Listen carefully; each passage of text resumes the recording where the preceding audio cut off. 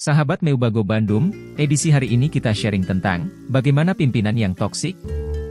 Jawabannya, simak ciri-ciri berikut ini. Setiap orang tentu menginginkan lingkungan kerja yang membangun dan sehat. Dalam menciptakan lingkungan kerja yang ideal, ada peranan penting pemimpin di dalamnya. Namun, bagaimana jika pemimpin tidak dapat menciptakan lingkungan kerja yang baik? Padahal, ketidaknyamanan sendiri akan berdampak besar bagi performa organisasi atau perusahaan. Mengenal pemimpin toksik.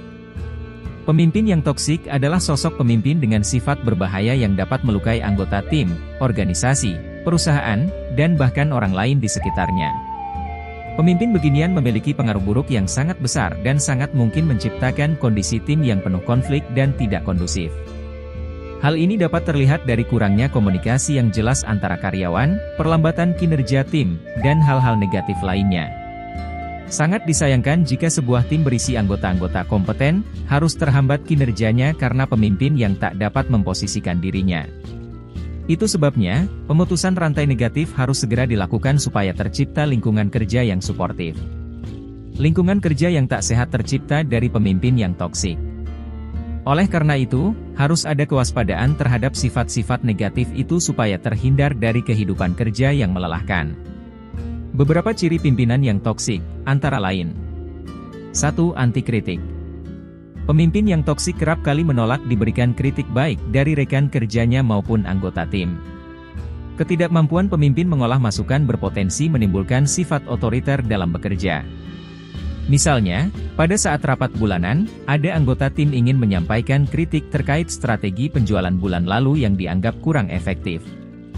Namun, alih-alih menerima, pemimpin bersikap defensif karena menganggap kritik tersebut menyerang keputusannya sebagai orang dengan kekuasaan tertinggi. 2. Mementingkan diri sendiri. Pemimpin yang beginian selalu bersikap egois dan selalu mementingkan pencapaian dirinya sendiri.